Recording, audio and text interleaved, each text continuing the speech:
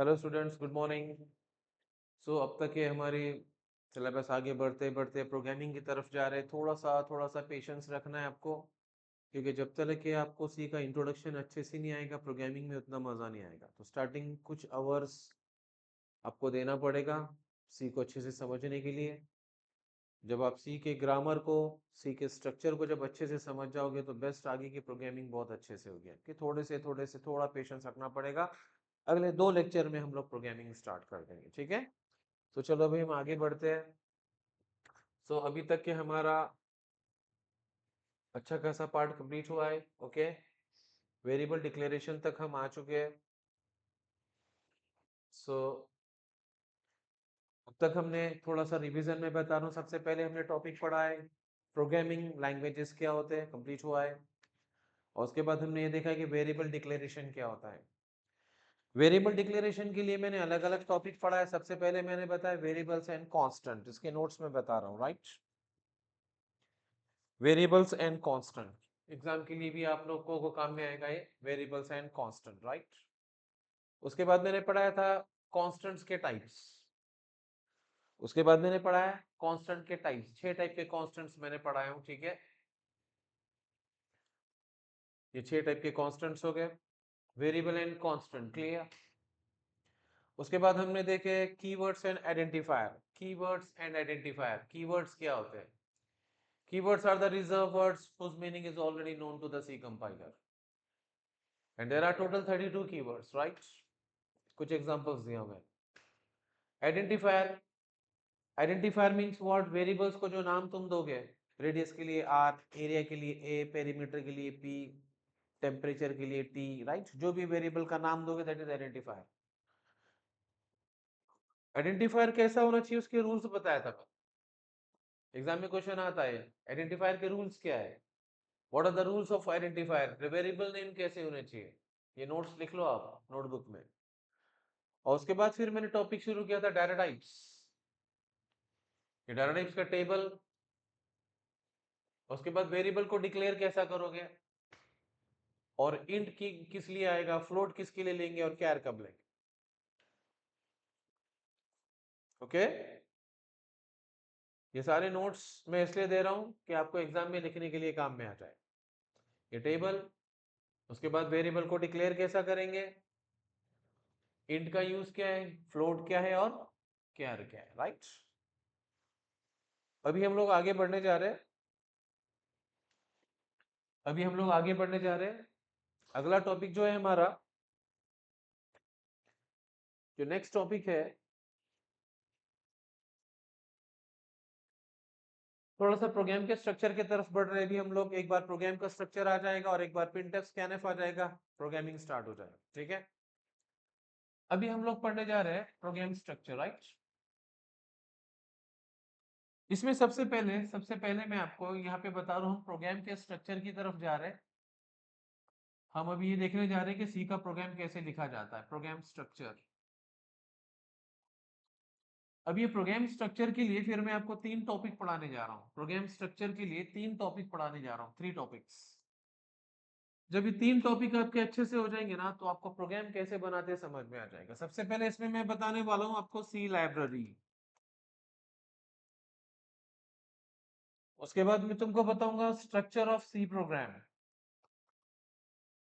Structure of C program. और उसके बाद एक टॉपिक मैं पढ़ाने वाला हूँ, वो है debugging and testing. Debugging and testing. जब ये 3 टॉपिक हो जाएंगे ना आपके, जब ये 3 टॉपिक अच्छे से समझ में आ जाएगा तो आपको समझ में आ जाएगा कि सी का प्रोग्राम कैसे बनाया जाता है, क्लियर। उसके बाद फिर एक टॉपिक रहेगा प्रिंटफ स्कैनफ। प्रिंटफ स्कैनफ हो गया, प्रोग्रामिंग चालू। सबसे पहले देखते सी लाइब्रेरी क्या होता है।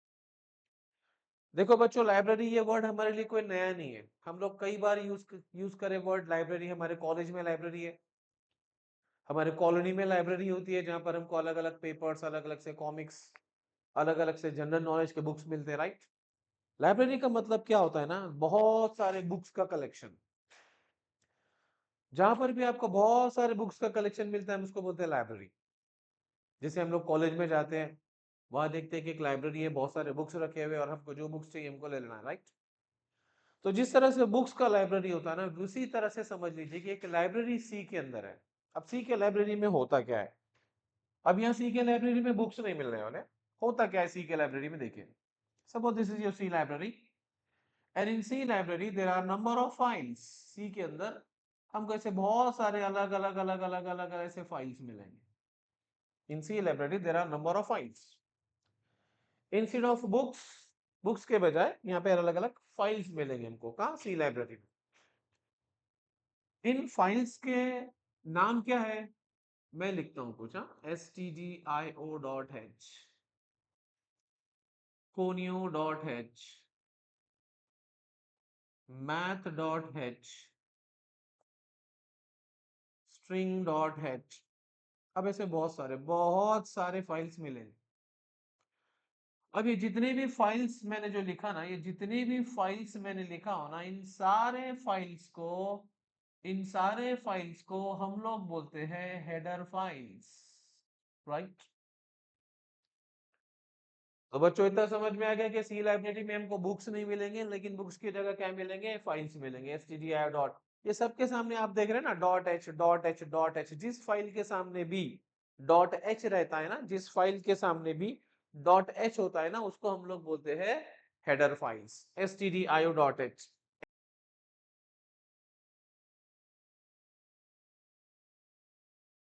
conio.h, console input output, string.h, math.h, all the collection of these header files makes you C library।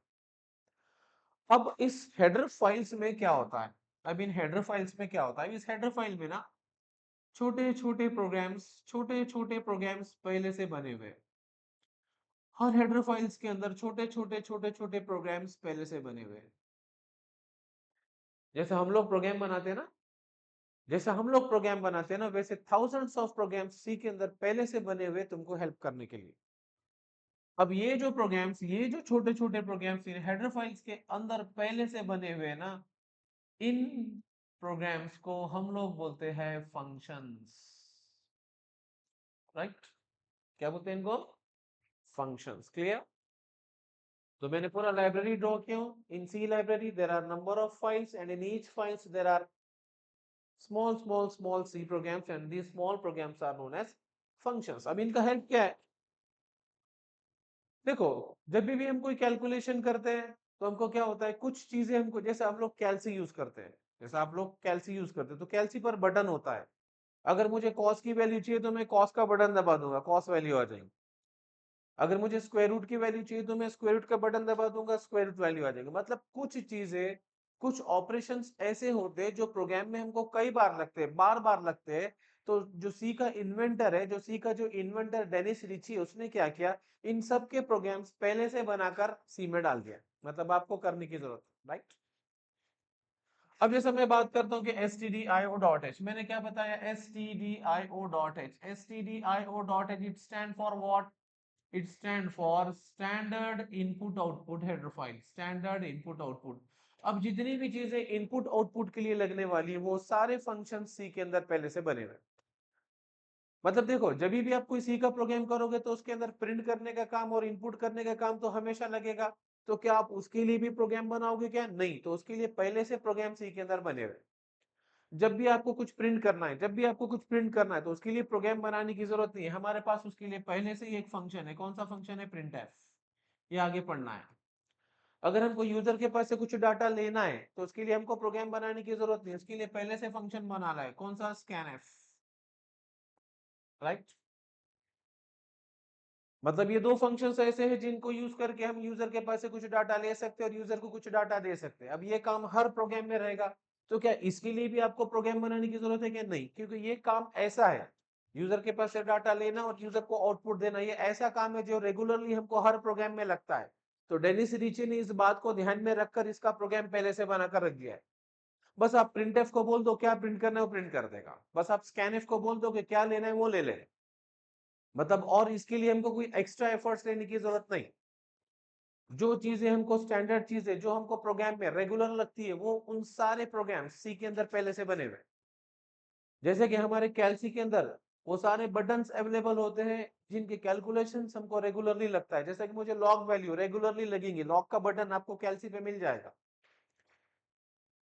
Cos sine tan value हमको रेगुलरली ट्रिग्नोमेट्रिक में लगते हैं, तो आपके कैलसी के ऊपर बटन्स लगे हुए, आपको कैलकुलेट करने की जरूरत नहीं, आप सिर्फ बटन दबाओ, आपको वैल्यू मिल जाएंगी। तो सेम इसी तरह से जो रेगुलर ऑपरेशंस हमको सी के प्रोग्राम में करना पड़ता है, उन सब के प्रोग्राम सी में पहले से बनाकर डाल दिया, सी में पहले से बना के डाल। जैसा प्रिंट एफ स्कैन एफ है, वैसे ही दो फंक्शंस हमको मिलेंगे, वो आगे पढ़ेंगे। मैं प्रिंट एफ, ऐसे ही एक फंक्शन मिलेगा एफ स्कैन एफ, ऐसे बहुत सारे फंक्शंस मिलेंगे। अब ये जो सारे फंक्शंस है ना, ये सारे फंक्शंस किससे रिलेटेड है? Related to input and output. ये फंक्शंस जो मैंने लिखा हूं ना, इसमें और बहुत सारे हैं, अभी मैंने नहीं लिखा हूं, ठीक है ना। गेट एस है, पुट एस है, गेट सी एच है, पुट सी एच है। मतलब ये जो सारे फंक्शंस है क्या काम कर रहे हैं? इनपुट और आउटपुट का। तो डेनिस रिची ने क्या किया, जितने भी इनपुट आउटपुट वाले फंक्शंस है, जिनका भी काम हम इनपुट और आउटपुट के लिए करते हैं, उन सबको एक फाइल में डाल दिया, और वो फाइल है हमारी stdio.h। समझ में आया? तो बच्चों ये क्लियर हो जाना चाहिए कि stdio.h क्या है। stdio.h एक हेडर फाइल है, और इस हेडर फाइल में क्या है? फंक्शंस। कौन से फंक्शंस? वो फंक्शंस जिससे हम इनपुट और आउटपुट कर सकते। क्लियर?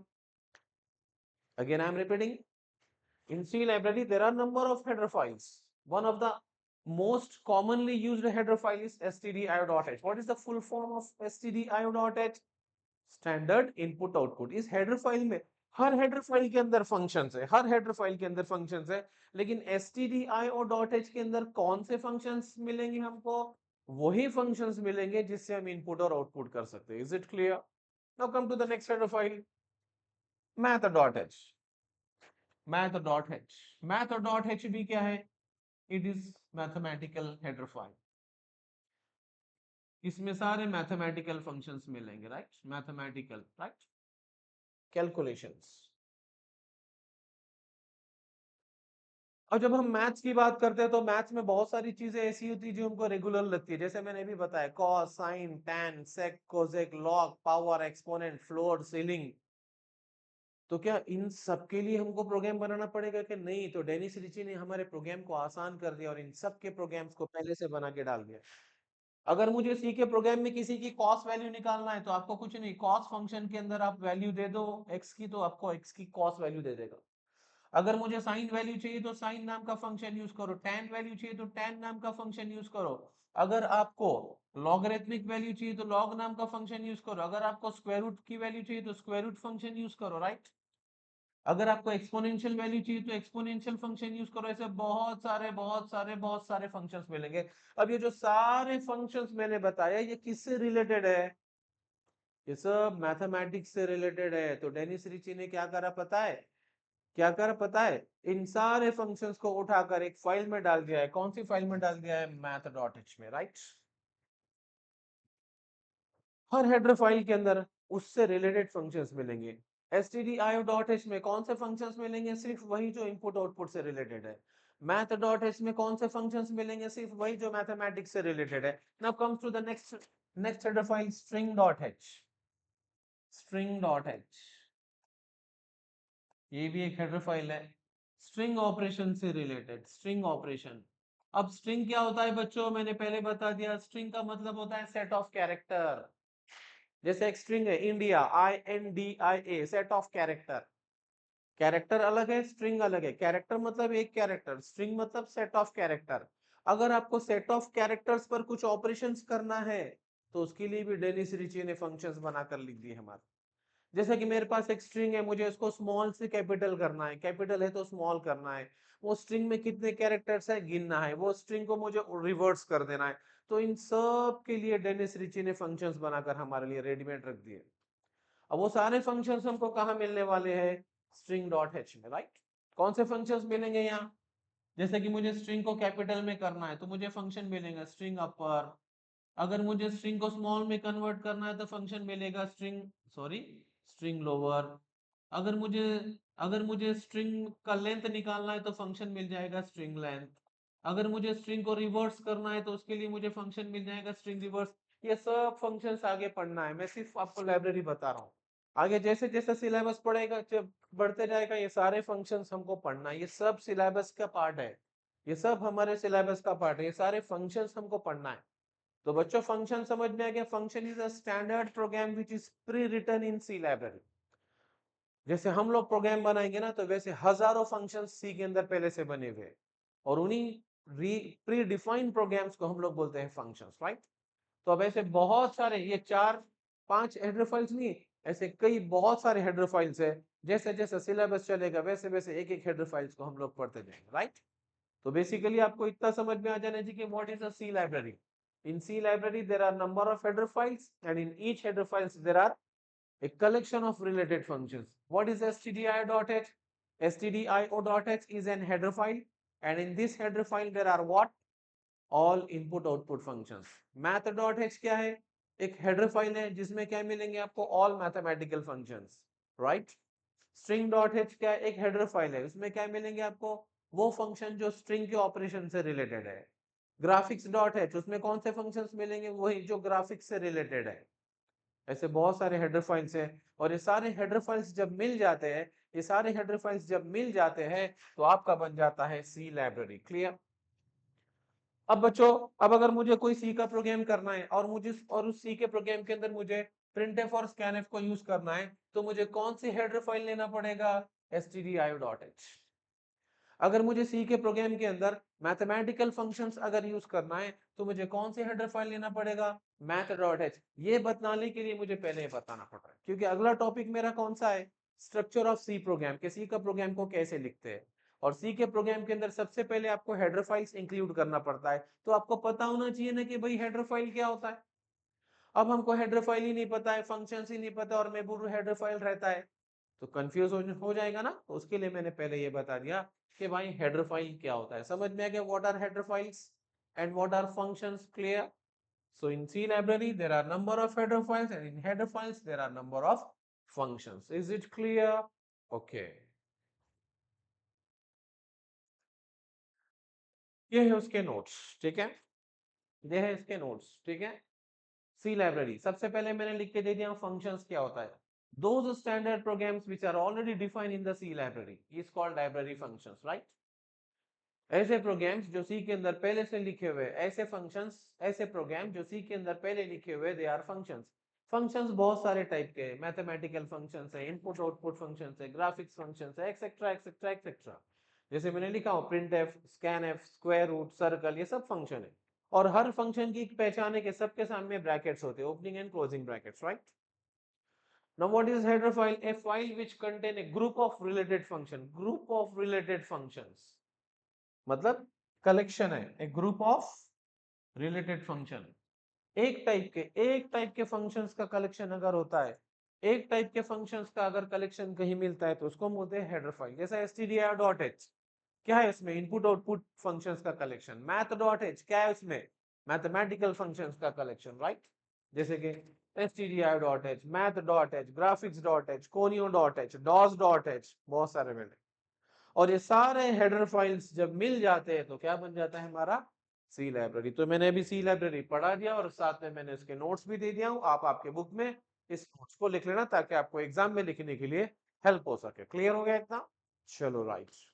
तो अभी हमको इतना तो समझ में आ गया कि भाई सी लाइब्रेरी क्या होता है। अब मुझे अगला पढ़ाना है स्ट्रक्चर ऑफ सी प्रोग्राम। अब अगले टॉपिक पर मैं ये जा रहा हूं, स्ट्रक्चर ऑफ सी प्रोग्राम के। सी का प्रोग्राम लिखते कैसा है?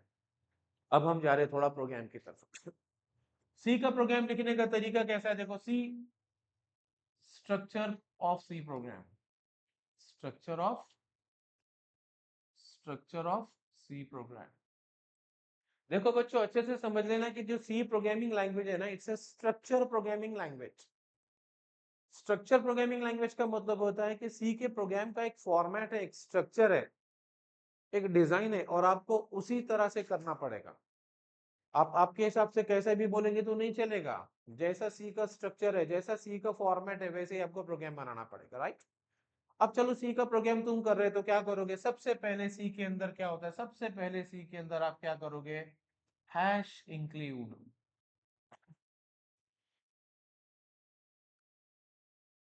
तुमको जो हेडर फाइल इस प्रोग्राम के अंदर इस्तेमाल करना है उस हेडर फाइल का नाम यहां लिख दो।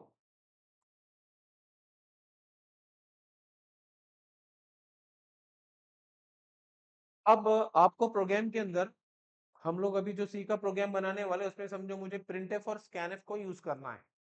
अब बच्चों बताओ प्रिंटफ और स्कैनफ ये फंक्शंस कौन से हेडर फाइल में है, stdio.h। तो आपको इंक्लूड करना पड़ेगा। कैसे लिखना पड़ेगा, हैश इंक्लूड। ये हेडर फाइल नेम की जगह क्या लिखना पड़ेगा, stdio.h।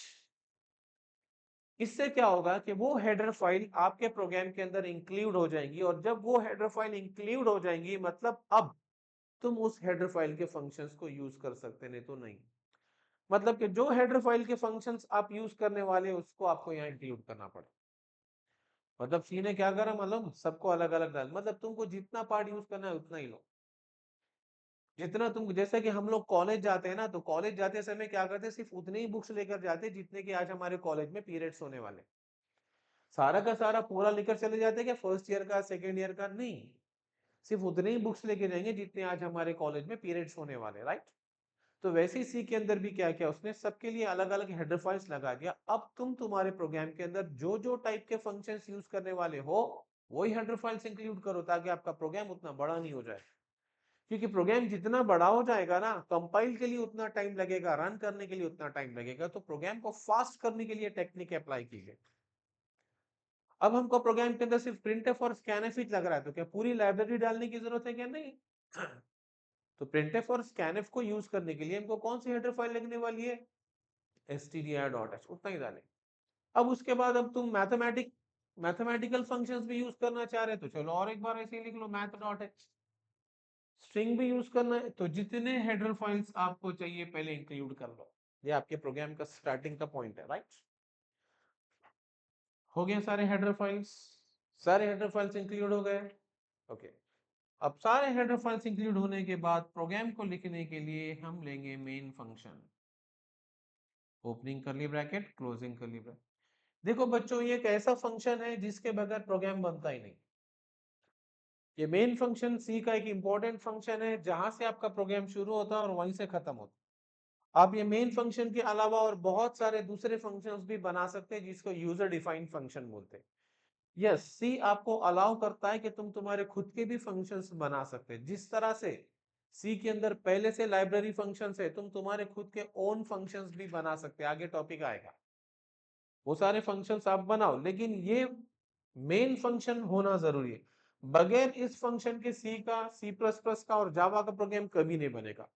In C, C plus plus and Java program main function is compulsory. Without this function there is no program. Without this function, there is no program. This function is compulsory because your program execution start from main function and end at main function. This is the starting of main, this is the end of the main. Whatever the instructions you want to write, it must be in this function.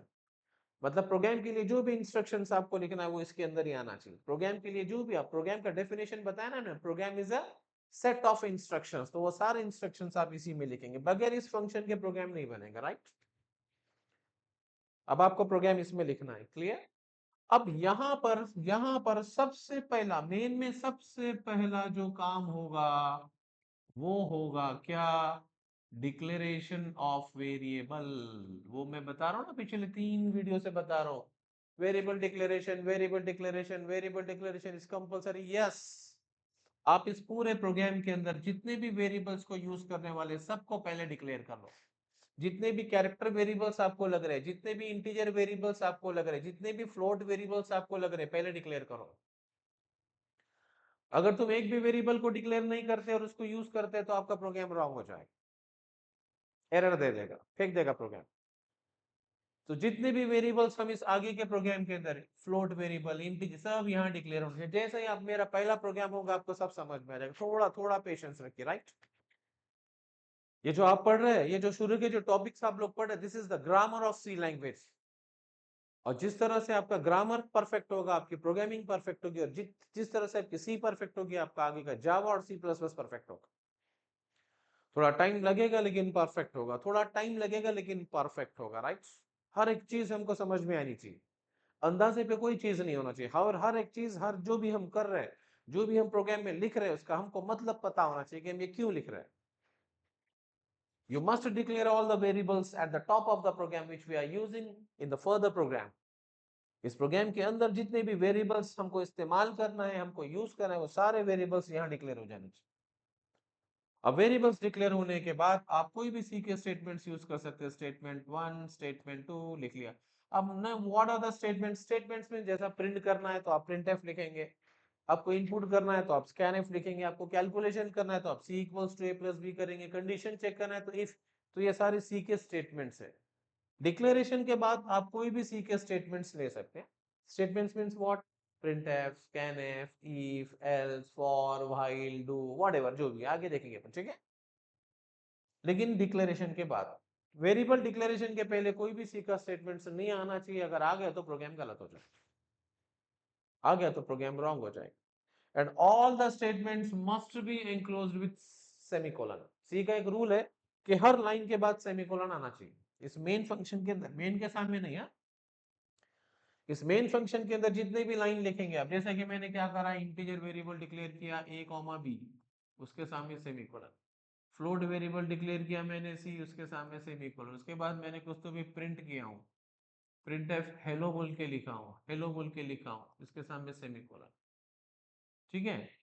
उसके बाद मैंने क्या करा, a equals to value दिया 10, उसके बाद b की value दिया 20, उसके बाद c equals to a plus b किया. मतलब हर एक लाइन के बाद आपको सेमीकोलन आना चाहिए. After every line there must be semicolon. अगर आप सेमीकोलन देना भूल गए, प्रोग्राम रॉन्ग. उसी वही तो मैं बता रहा हूँ ना, C is a structure programming language. सादा सेमीकोलन भी अगर आप यहाँ नहीं देते तो आपका प्रोग्राम गलत हो जाए, रॉन्ग हो जाएगा.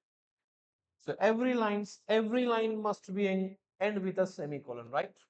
जैसे मैंने बताया वेरिएबल डिक्लेरेशन, ये जो लाइन मैंने लिखा ना, this is a variable declaration. और उसके बाद आप जो भी लिखोगे, इसके बाद आप जो भी लिख रहे हो, ये आपका क्या है, ये सी के स्टेटमेंट्स, राइट? तो इस तरह से हमको प्रोग्राम बनाना पड़ेगा. पहले जो हेडर फाइल्स हमको लग रहे ले लेना पड़ेगा. उसके बाद फिर मेन फंक्शन. आप कौन से हेडर फाइल्स लेंगे? वही हेडर फाइल लेंगे जिसके फंक्शंस हम यूज करने वाले. अननेसेसरी बहुत सारे स्टूडेंट्स क्या करते हैं ना, प्रोग्राम थोड़ा बड़ा दिखना, hash include str.h, hash include math.h, hash include graphics.h. मैं बोला भाई ये graphics.h क्यों लिया? सर ऐसे ही मुझे को अच्छा दिख रहा. हमारे प्रोग्राम के अंदर कोई ग्राफिकल फंक्शंस यूज में ही नहीं आ रहा और खाली हमने graphics.h लिख लिए. क्या हो जाएगा? प्रोग्राम खाली पीली बड़ा हो जाएगा. और प्रोग्राम जब बड़ा हो जाएगा तो कंपाइलिंग को टाइम लगेगा, कंपाइलिंग को टाइम लगेगा तो रन करने के लिए टाइम लगेगा. अननेसेसरी कोई भी हेडर फाइल्स को इंक्लूड नहीं करना, सिर्फ वही हेडर फाइल्स इंक्लूड करना जिनके फंक्शंस हम इस प्रोग्राम के अंदर यूज करने वाले, राइट? ये जो टॉप का सेक्शन होता है, प्रोग्राम के जो टॉप का सेक्शन होता है, इसको बोलते हैं प्री प्रोसेसर डायरेक्टिव. इसका एक स्पेशल नाम है. क्या नाम है? Preprocessor directive. जो प्रोग्राम के पहले हो जाता है, मेन के पहले, this is called as preprocessor directive, right? इसमें और दो चीजें होते हैं, फाइल इंक्लूजन, मैक्रो एक्सपांशन. वो अभी टॉपिक आगे का है, अभी इसको छोड़ दो फिलहाल, राइट? तो जो भी हम हैश के साथ, मेन फंक्शन के पहले जो भी हम हैश के साथ करते हो, प्री प्रोसेसर डायरेक्टिव. और ये आपका प्रोग्राम में सबसे पहले वेरिएबल डिक्लेरेशन, और उसके बाद आपको जो स्टेटमेंट्स लेना है, जो काम करना है आप करो, लेकिन पहले वेरिएबल डिक्लेरेशन. अगर तुमने ऐसा किए, ये प्रिंटफ के बाद अगर यहाँ पर इंटीजर ए बोल के ले लेंगे, ये गलत हो जाएगा. नहीं कर सकते डिक्लेयर, डिक्लेयर पहले ही करना पड़ेगा, राइट? और एक रूल सी का ये याद रखना है कि C is a case sensitive language. Case sensitive के बारे में मैंने पहले भी बता दिया था कि केस सेंसिटिव उसको बोलते हैं जिसमें कैपिटल अल्फाबेट्स और स्मॉल अल्फाबेट्स अलग अलग अलग है. तो सी को कैपिटल ए अलग है, स्मॉल ए अलग है. सी को कैपिटल बी अलग है, स्मॉल बी अलग है. तो इसको, इस बात को ध्यान में रखकर आपको स्मॉल को स्मॉल में लिखना पड़ेगा, कैपिटल को कैपिटल में लिखना पड़ेगा. अब जितने भी कीवर्ड्स है, ये जितने भी स्टेटमेंट सी के, वो सब स्मॉल में है, तो आपको स्मॉल में लिखना पड़ेगा. अगर आप इंटीजर का खाली आई भी कैपिटल में लिख देते हैं तो रॉन्ग हो जाए. ये तो सारी बातें याद रखना पड़ेगा ना, इसी को तो सी का ग्रामर बोलेंगे ना हम. वही तो जरूरी है ना, कि जब तक कि आपको सी का इंट्रोडक्शन समझ में नहीं आएगा, आप आगे प्रोग्राम नहीं कर पाओ.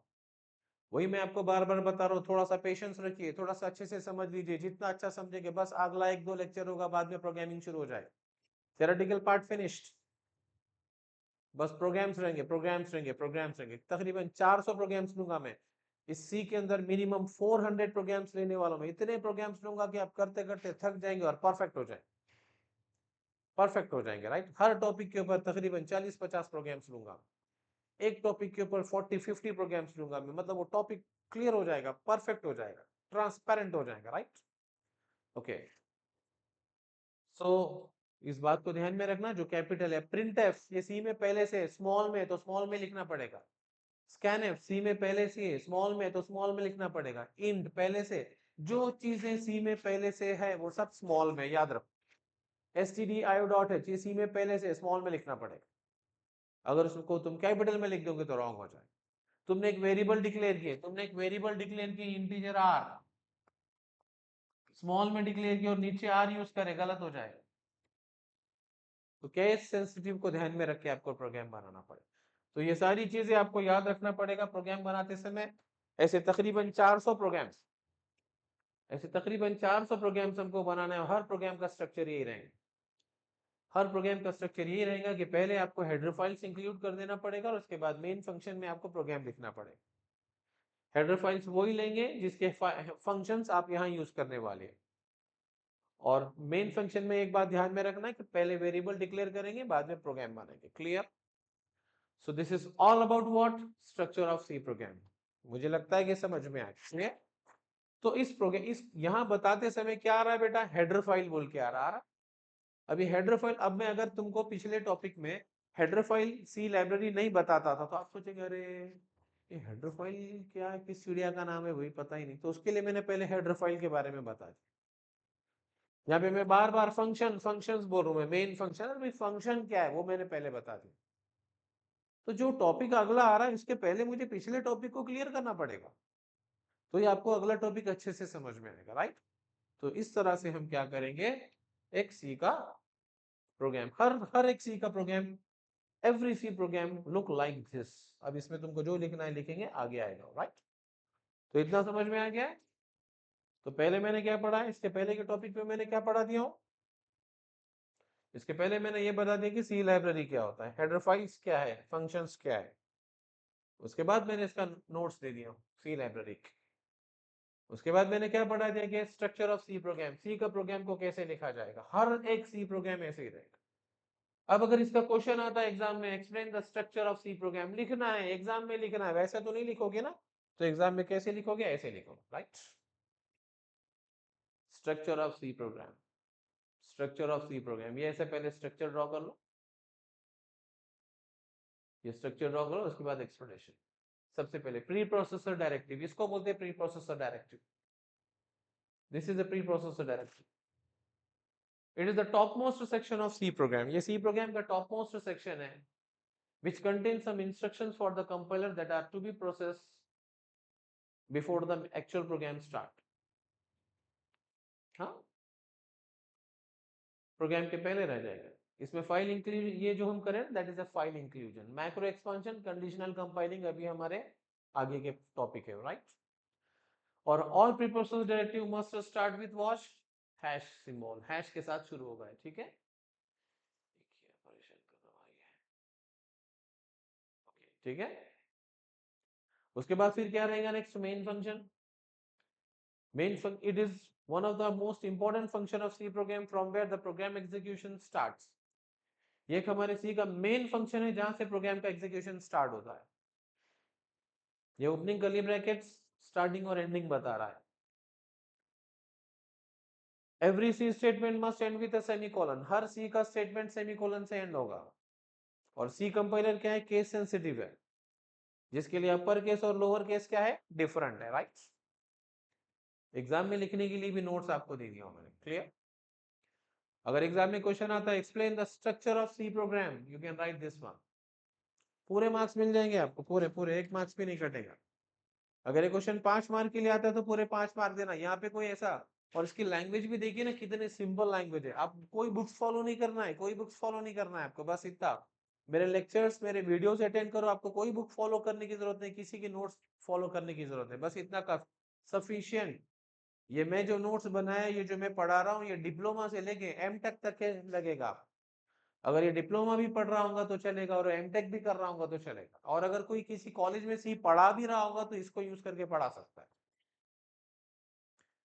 समझ में आया? ओके। सो वेरी फर्स्ट हमने क्लियर कर दी कि भाई सी लाइब्रेरी क्या है। उसके बाद हमने ये क्लियर किया कि सी का प्रोग्राम कैसे लिखा जाता है। अब फाइनली एक टॉपिक पर मैं आ रहा हूं, this is debugging and testing.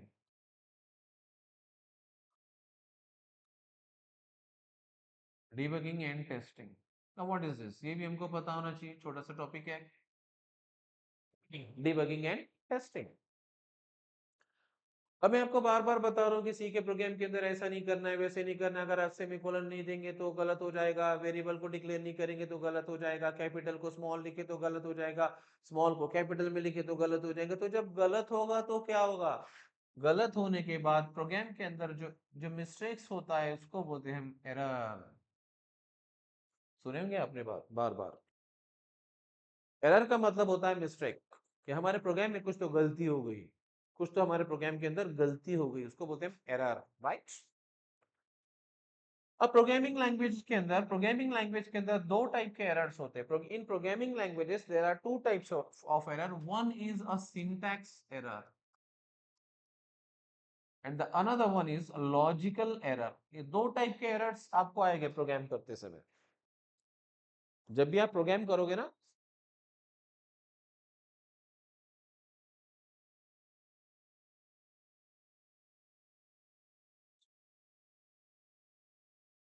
कोई भी, जब आप कोई भी प्रोग्राम करो, आप सी में करो, जावा में करो, सी प्लस प्लस में करो, पाइथन में करो, कहीं में भी करो, एरर्स आएंगे। एरर्स आने से घबराने का नहीं बेटा, जितना एरर्स आएंगे ना उतना प्रैक्टिस अच्छे से होगी।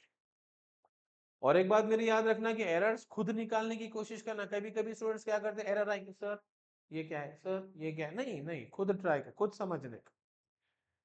जब कोई एक एरर आप खुद निकालोगे ना तो लाइफ में वो एरर कभी आएगा तो आपको किसी की हेल्प लेने की जरूरत नहीं करेगी, तो आपको पता चलेगा कि एरर क्यों आया, कि वजह क्या है।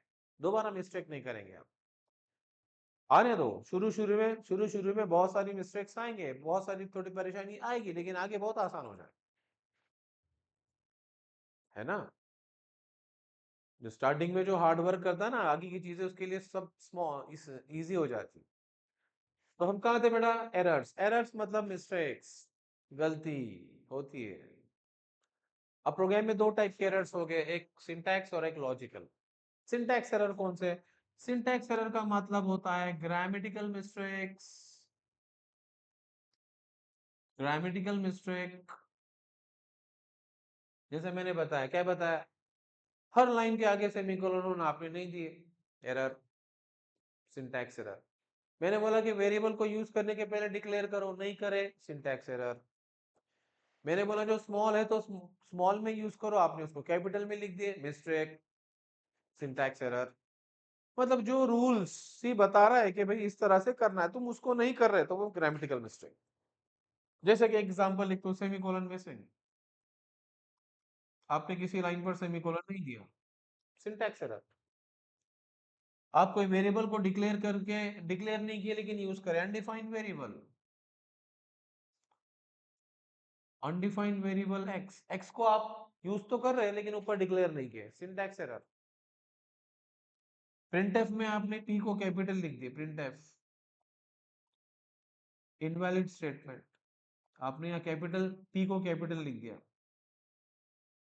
ऐसे जो मिस्टेक्स तुम लोग करोगे, जैसे कि आप, हमने ब्रैकेट को मिसमैच, क्लोजिंग ब्रैकेट मिसमैच, मतलब आपने ऊपर ओपन नहीं करे, नीचे क्लोज कर दिए।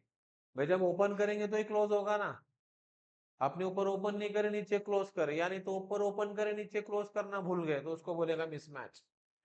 ऐसे जो भी एरर्स आएंगे ना, उन एरर्स को हम लोग बोलते हैं सिंटैक्स एरर, और यही ज्यादा आएंगे। ओके। जब आपकी प्रैक्टिस हो जाएगी ना, जैसे जब आप शुरू में गाड़ी चलाते हो ना, बार बार गिरते, बार बार गिरते, बार बार गिरते, लेकिन जब एक बार आपको गाड़ी चलाने आ जाती है ना तो आप कटा मार के निकल जाते, है ना। शुरू शुरू में स्टार्टिंग में कुछ एरर्स आएंगे, लेकिन आप जैसे जैसे उन एरर्स को निकालते जाओगे, आपको प्रैक्टिस हो जाएगी, और एक टाइम ऐसा आएगा कि आपके प्रोग्राम में कोई भी एरर नहीं, जीरो एरर स्ट्रिंग, राइट। तो बेसिकली आपको ये समझ में आ गया कि सिंटैक्स एरर क्या होता है। अब अगर आपके प्रोग्राम के अंदर सिंटैक्स एरर है तो क्या होगा? सिंटैक्स एरर अगर हमारे प्रोग्राम में होता है तो हमारा प्रोग्राम कंपाइल नहीं होगा, रन नहीं होगा, राइट। मतलब प्रोग्राम को रन करने के लिए पहले कंपाइल करना पड़ता है, क्योंकि कंपाइल जब हम करते हैं तो वो मशीन लैंग्वेज में ट्रांसलेट होता है, फिर रन होता है। तो जब तक हम हमारे प्रोग्राम में से सारे सिंटैक्स एरर को निकाल नहीं देते हैं ना, तब तक हमारा प्रोग्राम रन नहीं होगा। तो बच्चों दिमाग में स्टोर कर लो, अच्छे से डाल दो कि प्रोग्राम को रन करने के लिए सारे सिंटैक्स एरर को निकालना पड़ेगा। अब सारे सिंटैक्स एरर को जो निकालते हैं ना, उसी प्रोसेस को हम लोग बोलते हैं डिबगिंग। बग का मतलब होता है एरर, बग का मतलब होता है एरर, और डीबग का मतलब होता है एरर को निकालना। तो हमारे प्रोग्राम में से सिंटैक्स एरर को ढूंढना और उसको निकालना, इस प्रोसेस को हम बोलते हैं डिबगिंग। समझ में आएगा? तो डिबगिंग के लिए मुझे पहले एरर और सिंटैक्स एरर बताना पड़ा। तो आपके प्रोग्राम के अंदर जितने भी सिंटैक्स एरर है, उन सिंटैक्स एरर को एक एक करके बराबर करना, एक एक एरर्स को करेक्ट करना, इसी प्रोसेस को हम लोग क्या बोलेंगे? डिबगिंग। क्लियर? और इस डिबगिंग की प्रोसेस में कंपाइलर खुद तुमको हेल्प करने वाला है। अब वो कैसे हेल्प करेगा? वो आपको बताएगा कि आपने ये सिंटैक्स एरर करे, ये लाइन पर, ये लाइन नंबर 6 पे तुमने सेमीकोलन नहीं दिया। जब आप कंपाइल करते हैं ना, जब आप प्रोग्राम को रन करते हैं तो कंपाइलर देखता, अरे इसमें तो 6 एरर है, बता देगा ये 6 एरर तुम्हारे प्रोग्राम में है, बता देगा। लाइन नंबर 6 पे सेमीकोलन नहीं दिए, लाइन नंबर 10 पे ब्रैकेट क्लोज नहीं किए, लाइन नंबर 13 पे ये वेरिएबल डिक्लेयर नहीं किए। अरे अरे अरे अरे अरे, बराबर बराबर, सर ने बोले थे ऐसे ऐसे ऐसा करना, फिर हम उसको करेक्ट करते जाते हैं। That is debugging. So debugging process is very easy, क्योंकि डिबगिंग में हमने कहां कहां पर कौन कौन से गलतियां किए, कौन से लाइन पर किए, ये सब हमको कंपाइलर बता देता है, सिर्फ हमको करेक्ट करना है। हमारे प्रोग्राम के अंदर एक सेमीकोलन हमने नहीं दिया तो कंपाइलर रन नहीं करेगा, हमको बता देगा लाइन नंबर 8 पे सेमीकोलन नहीं है, तो हम जाके 8 पे सेमीकोलन लगा दें। This is debugging. So debugging is very easy process, because in this process compiler itself help to the programmer. Debugging easy process है क्योंकि इसमें खुद कंपाइलर आपको हेल्प कर रहा है, आपको ढूंढ कर बता रहा है कि आपके प्रोग्राम में कितने एरर्स है, कौन से एरर्स है, कौन से लाइन पर है। अब सब बता देने के बाद करेक्ट तो करने आना चाहिए ना हमको। So debugging is a very easy process, right. So basically debugging is what? Debugging is the process to find and remove which type of error? Syntax error. Okay. जब सारे सिंटैक्स एरर आपके program से निकल जाएंगे, then your program is success. जब आपके programme में से सारे सिंटैक्स एरर निकल जाएंगे, अब आपका प्रोग्राम सक्सेस हो जाएगा, अब आप उसको रन कर सकते। क्लियर? चलो प्रोग्राम तो रन हो गया, गाड़ी तो चालू हो गई। Now what is this logical error? Logical error means logical mistakes. Logical mistake मतलब क्या होता है कि आपको करना एक है, आप कर रहे एक। मैंने आपको बोला एडिशन करो, तुम कर रहे सब्सट्रैक्शन। मैंने तुमको बोला एरिया ऑफ सर्कल कैलकुलेट करो, आपने लिख दिया पेरीमीटर का फॉर्मूला।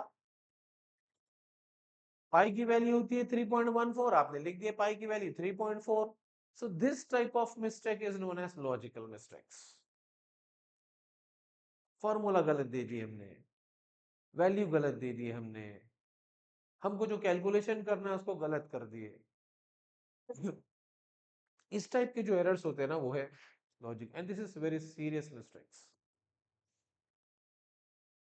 ये तो भी एरर्स इजी है, ये हमको कंपाइलर बता दे रहा है ऐसा ऐसा करो हो जाएगा, लेकिन लॉजिकल मिस्टेक्स थोड़े से डिफिकल्ट रहेंगे, इसको निकालना थोड़ा डिफिकल्ट रहेगा। कैसे बताओ?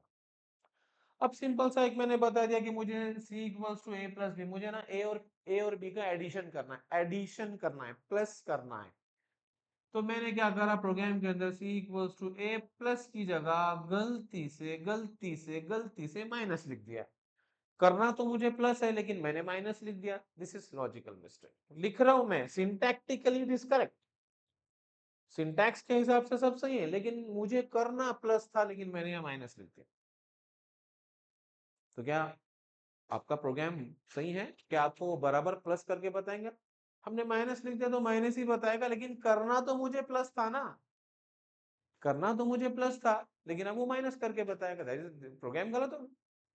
मुझे एरिया कैलकुलेट करना है तो एरिया का फॉर्मूला क्या होता है बेटा, area equals to pi r square, लेकिन गलती से मैंने 2 पाई आर लिख दिया क्योंकि मेरा मैथ्स बहुत कच्चा था। तो क्या आपको एरिया ऑफ सर्कल बराबर कैलकुलेट करके देगा क्या, वो नहीं देगा। इस टाइप के जो मिस्टेक्स हम लोग करेंगे वो है लॉजिकल एरर्स। हम लोग मैट्रिक्स मल्टीप्लिकेशन करना है तो मैं मैट्रिक्स मल्टीप्लिकेशन ऐसे ही कर दिया जैसा मैट्रिक्स का एडिशन करते हैं। तो इस टाइप के जो लॉजिकल मिस्टेक्स होंगे इनको बोलेंगे हम लॉजिकल एरर, राइट। अब ये कुछ भी हो सकते, कितने भी हो सकते, राइट। मतलब इतनी बात समझ लीजिए कि मुझे जाना है मुंबई और मैं रोड पकड़ लिया हैदराबाद की, तो क्या बताओ आप, क्या मैं मुंबई बराबर पहुंचूंगा? नहीं। मुझे करना है प्लस, मैंने माइनस लिख दिया, तो क्या प्रोग्राम मुझे प्लस करके बताएगा? नहीं। मुझे कैलकुलेट करना है एरिया, लेकिन मैंने लिख दिया फॉर्मूला पेरीमीटर क्या, तो क्या प्रोग्राम मुझे बराबर एरिया कैलकुलेट करके बताएगा? नहीं। प्रोग्राम तो वही बताएगा ना तुमने जो किए, प्रोग्राम तो वही करके बताएगा ना, तुमने दिए, तुमने यहाँ माइनस दिया तो माइनस से ही आंसर आएगा, लेकिन करना तो तुमको प्लस था। यहाँ पे तुमने पेरीमीटर का फॉर्मूला लिख दिया तो वो पेरीमीटर ही बताएगा, लेकिन करना तो तुमको एरिया ऑफ सर्कल था। तो आपको बराबर लिखना पड़ेगा। अगर यहाँ फॉर्मूले, यहाँ पर वैल्यू गलत लिख दोगे तो प्रोग्राम का आंसर भी गलत, क्योंकि सी का कंपाइलर उतना इंटेलिजेंट नहीं है कि वो आपके अंदर के, आपके दिल में के, आपके दिमाग में की बात समझ सके कि अरे इसको एक्चुअल में ना प्लस करना था, लेकिन शायद रात में सोया नहीं, नींद नहीं हुई, गलती से उसने माइनस लिख दिया, चलो अपन क्या करेंगे, उसको बोलेंगे कि भाई तेरे को प्लस करना है, तू माइनस क्यों लिख रहा है। ऐसा इतना नहीं है। इतना होता था तो हमको पढ़ने की जरूरत नहीं होती। इतना अगर इंटेलिजेंट सी का कंपाइलर होता था तो हमको पढ़ने की जरूरत नहीं रहती थी, राइट। ये एरर्स को हम बोलेंगे लॉजिकल एरर्स। अब बेटा लॉजिकल एरर्स अगर हो गए तो क्या होगा? सिंटैक्स एरर है तो क्या होगा? प्रोग्राम रन ही नहीं होगा। सिंटैक्स अगर एरर है तो प्रोग्राम रन नहीं होगा। लॉजिकल एरर्स है तो प्रोग्राम रन हो जाएगा, लेकिन आपका आउटपुट गलत आएगा। लॉजिकल एरर्स अगर हमारे प्रोग्राम में होते तो प्रोग्राम तो रन हो गया, सिंटैक्स एरर निकल गए, प्रोग्राम रन हो गया, गाड़ी चालू हो गई। लेकिन लॉजिकल मिस्टेक्स अगर होते हैं तो प्रोग्राम रन होगा, लेकिन आउटपुट गलत बताएगा। आपने प्लस किए माइनस करे तो आपको प्लस नहीं माइनस बताएगा, रॉन्ग। तो अब लॉजिकल एरर्स भी तो निकालना पड़ेगा ना, क्योंकि लॉजिकल एरर्स अगर आप करेक्ट नहीं करोगे, लॉजिकल एरर आप करेक्ट नहीं करोगे तो आप जिस पर्पस के लिए प्रोग्राम बना रहे क्या वो पर्पस पूरा होगा? नहीं। So it is necessary to remove logical errors to get the desired output. ये कंपलसरी है आपको लॉजिकल एरर्स को निकालना, इसलिए कि आप जो आउटपुट चाहते हैं वो आउटपुट आपको चाहिए, राइट। ओके। अब ये लॉजिकल एरर्स को निकालने का जो प्रोसेस होता है उसको बोलते हैं हम testing. What is debugging? Removing syntax error from the program is removing syntax error from the program is debugging, and removing logical error is the process is testing.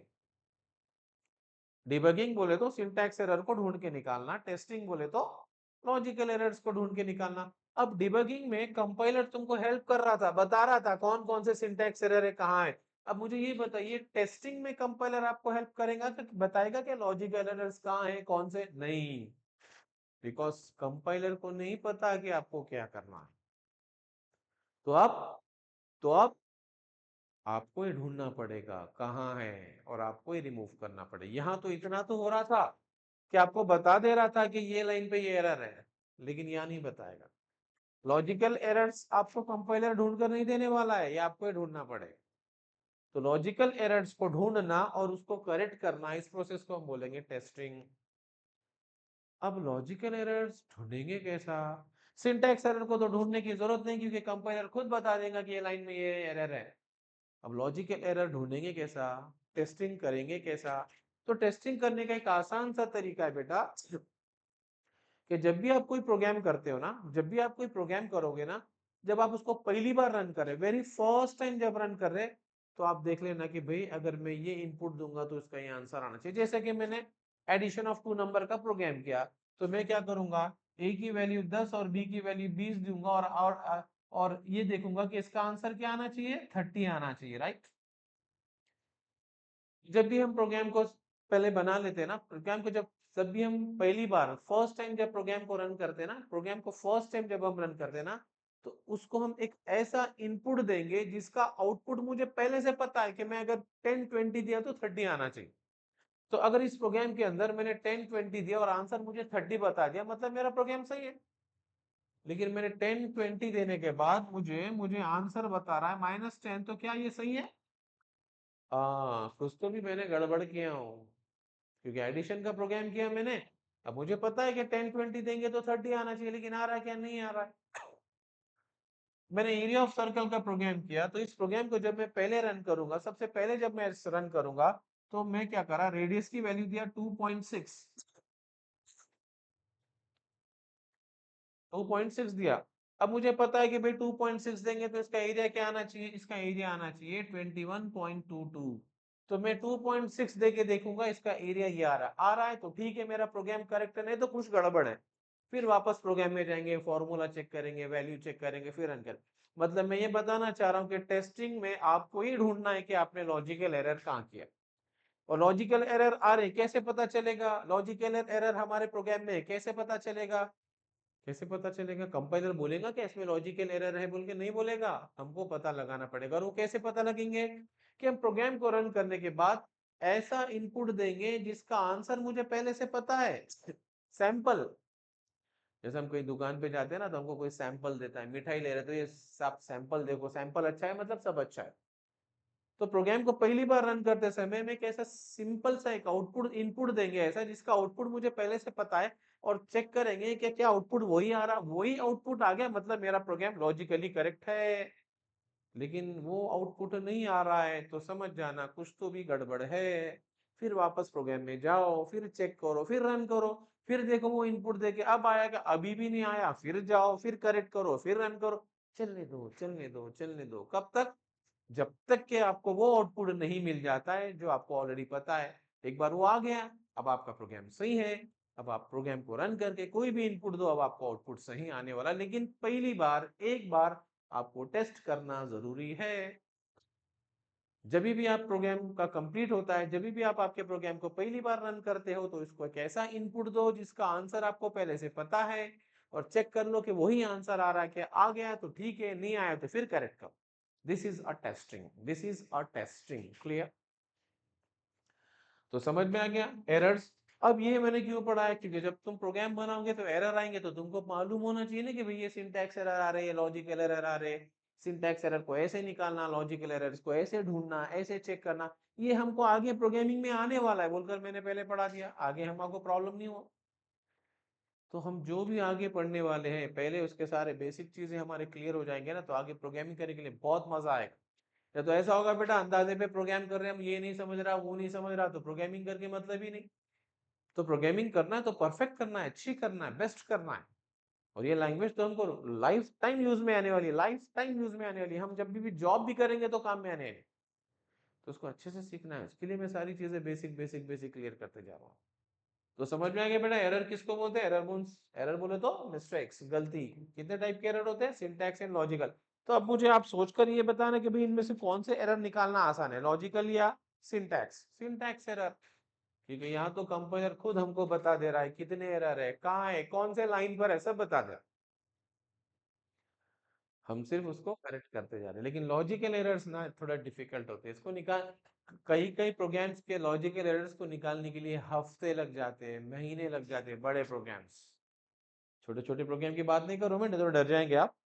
छोटे छोटे प्रोग्राम्स का तो कोई, लेकिन बड़े बड़े जो प्रोजेक्ट्स होते हैं ना, उसके अंदर आपको पता है हर सॉफ्टवेयर कंपनी में एक टेस्टिंग डिपार्टमेंट होता है, सॉफ्टवेयर टेस्टिंग, इसी को तो बोलते हैं ना सॉफ्टवेयर टेस्टिंग। कि जब भी कोई सॉफ्टवेयर बन जाता है तो उसको टेस्ट किया जाता है अलग अलग अलग अलग सिचुएशन में। ऐसा दिया तो ये प्रोग्राम बराबर चल रहा है क्या, ऐसा करे तो बराबर चल रहा है क्या, ऐसा करे तो उसी को तो टेस्टिंग बोलते हैं ना। तो वही तो हम कर रहे हैं यहाँ। कोई भी हम जब प्रोग्राम बना देते हैं तो हम उसको टेस्ट कर रहे हैं कि भाई ये इनपुट है तो आंसर बराबर आ रहा है क्या, ऐसा दिए तो बराबर आ रहा है क्या, लॉगिन नेम और यूजर नेम बराबर दिए तो आगे जा रहा है या वैसे ही चला जा रहा है। इन सबको टेस्ट जो करते हैं, that is called as what? Testing. So this topic is called as what? Debugging and testing. तो आज मैंने ना प्रोग्राम से रिलेटेड 3 टॉपिक पढ़ा है। इसके पहले मैंने जो 3 टॉपिक पढ़ा था, variables and constant, keywords and identifiers and data types, ये तीनों टॉपिक वेरिएबल डिक्लेरेशन से रिलेटेड थे। वो तीनों टॉपिक वेरिएबल डिक्लेरेशन से रिलेटेड थे। पहले के वेरिएबल क्या है, दूसरा वेरिएबल का नाम कैसा होना चाहिए, और तीसरा मैंने बताया कि इंटीजर कब लेना, फ्लोट कब लेना, कैरेक्टर कब लेना। और आज मैंने जो 3 टॉपिक पढ़ा, ये तीनों टॉपिक प्रोग्राम से रिलेटेड थे। सबसे पहले मैंने बताया कि हेडर फाइल्स और फंक्शंस क्या होते हैं। वो क्यों बताया, क्योंकि प्रोग्राम बनाते समय आपको हेडर फाइल लेना है, और प्रोग्राम को बनाने के बाद फिर मैंने एरर्स पता, क्योंकि जब आप प्रोग्राम करोगे तो एरर्स आने वाले, स्वाभाविक है, आना ही है। तो जब प्रोग्राम बनाएंगे तो कौन से एरर आएंगे, उनको कैसे निकालना, उन एरर्स को क्या बोलते हैं, डिबगिंग क्या है, टेस्टिंग क्या है। तो ये तीनों टॉपिक एक दूसरे से रिलेटेड थे। जब ये तीनों टॉपिक समझ में आ जाएंगे तो आपको प्रोग्राम का स्ट्रक्चर समझ में आ जाएगा कि सी का प्रोग्राम कैसे बनाना। बस अब हमारा पेशेंस खत्म हो रहा है। अब आगे हम एक टॉपिक पढ़ने वाले, प्रिंटफ एंड स्कैनफ फंक्शन। एक बार ये प्रिंटफ स्कैनफ फंक्शन हो गया, बस गाड़ी भगाना है, हमारा प्रोग्राम्स करते जाना है, प्रोग्राम प्रोग्राम प्रोग्राम ही रहेंगे। बस एक टॉपिक मेरा बचा है अभी आगे, प्रिंटफ और स्कैनफ, वो टॉपिक मेरा। और मैं सभी को बता रहा हूँ ना, आप लोग मेरे पहले वीडियो लेक्चर से देखते आओ, आपको ना सी बहुत बहुत बहुत आसान दिखेगा, but C is not so easy. C is not so easy, C is difficult. लेकिन जब मैं पढ़ा रहा हूँ ना तो इजी हो जाता। तो मेरे फर्स्ट लेक्चर से वीडियो देखना, फर्स्ट लेक्चर से, पहले लेक्चर से मेरी वीडियो देखना, आपको ऐसा लगेगा नहीं कि मैं सी पढ़ रहा हूँ। जैसे हम लोग घर में मराठी बात करते, जैसे हम लोग घर में हिंदी उर्दू बात करते, वैसा लगेगा। लेकिन मेरे पहले लेक्चर से वीडियो देखना, फ्रॉम द फर्स्ट लेक्चर से एंड तक। सी, मैं आपको गारंटी देता हूँ, आपको सी परफेक्ट करूंगा, मैं सी परफेक्ट करूंगा, C plus plus Java perfect करूंगा। आप लोग जिंदगी भर मेरे को याद रखेंगे। काम करते समय आईटी कंपनी के यूसुफ सर ने हमको ये पढ़ाया बोले।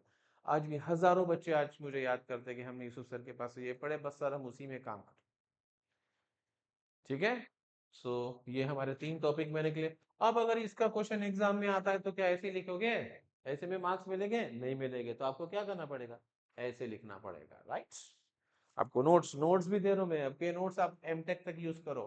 अगर आप आगे चल के पढ़ाओगे ना कॉलेज में, अगर इन केस अगर आप कॉलेज में पढ़ा रहे हैं तो भी आप ये नोट्स बच्चों को लिखा के दे सकते हैं। आज कई लोग प्रोफेसर से जो मेरे पास पढ़कर पढ़ा रहे हैं बड़े बड़े कॉलेजेस में, आज भी उनके पास वही नोटबुक है जो मैंने नोट्स लिख के दिए, right. So debugging and testing के बारे में मैंने बता दिया कि in programming mistake is called as an error. Programming languages में मिस्टेक्स बोले तो एरर, 2 टाइप के एरर, सिंटैक्स एरर, ये सिंटैक्स एरर है। और सिंटैक्स एरर को निकालना जरूरी है प्रोग्राम को रन करने के लिए, कंपाइल करने के लिए। और debugging is the process to find and remove the syntax error. Debugging is the process to find and remove syntax error, and in this process the compiler helps the programmer to find the syntax error। और debugging में compiler खुद help करेगा, compiler खुद help करेगा, errors को ढूंढ के देगा, सिर्फ हमको उसको करेक्ट करना है। This is what debugging. और उसके बाद क्या है हमारा टेस्टिंग। लॉजिकल एरर्स क्या होता है, those errors due to the logical mistakes in the program. वो एरर जो लॉजिकली मिस्टेक से हो जाते हैं उसको बोलेंगे हम लॉजिकल एरर्स। जैसे कि हमने गलत प्रोसीजर लिखा है, वैल्यू गलत दे दिया, फॉर्मूला गलत दे दिया है ना। और इन लॉजिकल एरर्स को निकालना जरूरी है, क्योंकि अगर लॉजिकल एरर्स को नहीं निकालोगे तो हमको आउटपुट करेक्ट नहीं मिलेगा, आउटपुट करेक्ट नहीं मिलेगा। इन लॉजिकल एरर्स को निकालने के प्रोसेस को हम क्या बोलते हैं, testing. Testing is the process to find and remove logical errors from the program. लेकिन इस प्रोसेस में कंपाइलर आपको हेल्प नहीं करने वाला है, हमको ही निकाल ढूंढना है और हमको ही निकाल। तो एग्जाम में अगर क्वेश्चन आता है, एग्जाम में अगर क्वेश्चन आता है बेटा, एग्जाम में अगर आपको क्वेश्चन आता है कि आपको क्या लिखना है, आपको लिखना है सी लाइब्रेरी, तो आप ये लिख दीजिए, this is all about C library. Exam में आपको लिखना है explain the structure of C program, ये लिख दो। एग्जाम में आपको लिखना है क्या, डिबगिंग एंड टेस्टिंग, ये लिख दो। उसके पहले मैंने क्या पढ़ा है आपको,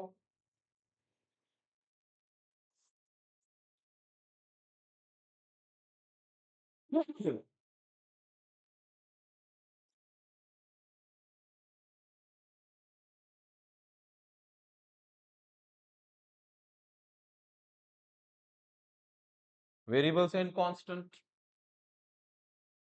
पहले के 3 topic variables and constant, constant के टाइप्स, 6 टाइप। उसके बाद कीवर्ड्स एंड आइडेंटिफायर। कीवर्ड्स क्या होता है, आइडेंटिफायर क्या होता है, आइडेंटिफायर के रूल्स सब पढ़ा है मैंने। डाटा टाइप्स, वेरिएबल्स को कैसे डिक्लेयर करते हैं, और इंट क्या है, फ्लोट क्या है, मैं सबके नोट्स दे रहा हूँ, सबके नोट्स दे रहा हूँ, ठीक है। आप इन फॉर्मेट में नोट्स लिख लो, आपको हमेशा आगे काम में आना, ठीक है। तो मुझे लगता है बच्चों कि अब तक मैंने जितना पढ़ा है सब क्लियर होगा। जस्ट जस्ट एक मैं बता रहा हूँ आपको, अब तक हमने क्या क्या पढ़ा है, कौन से सीक्वेंस में पढ़े, अब तक हमने क्या क्या पढ़े और कौन से सीक्वेंस में पढ़े, एक बार देख लेना। सबसे पहले मैंने आपको क्या पढ़ाया, सबसे पहले मैं आपको पढ़ाया प्रोग्राम के बारे में, क्या होता है, व्हाट इज अ प्रोग्राम। उसके बाद फिर मैंने आपको क्या पढ़ाया, प्रोग्रामिंग लैंग्वेजेस के बारे में पता है, प्रोग्रामिंग लैंग्वेजेस कौन से हैं, कितने हैं, राइट। उसके बाद फिर मैंने पढ़ाया आपको वेरिएबल्स एंड कांस्टेंट क्या होता है, वेरिएबल्स एंड कांस्टेंट क्या होता है। उसके बाद फिर मैंने पढ़ा keywords and identifier, keywords and identifier, ये टॉपिक हमारा हुआ है। और उसके बाद फिर मैंने आपको पढ़ाया data types in C, data types in C, अलग अलग लेक्चर्स है इसके ऊपर। These three topics are related to variable declaration.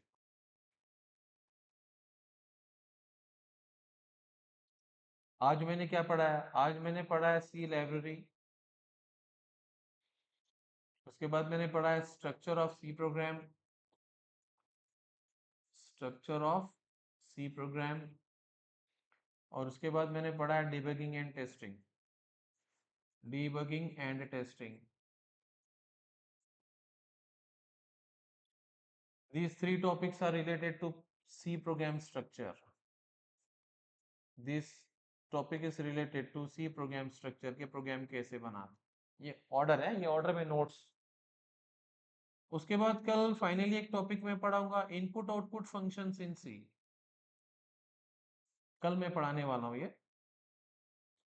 कल मैं पढ़ाने वाला हूँ इनपुट एंड आउटपुट फंक्शन सी, जिसमें मैं आपको पढ़ाऊंगा प्रिंटफ फंक्शन को कैसे यूज करते हैं और स्कैनफ फंक्शन को कैसे यूज करते हैं।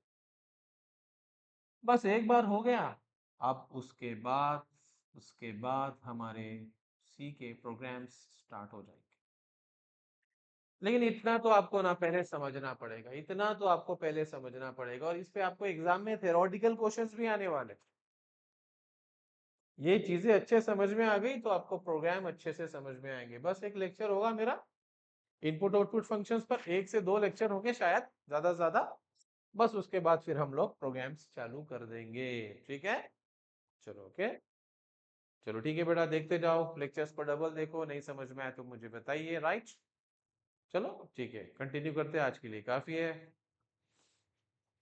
Good bye, thank you, see you again, okay.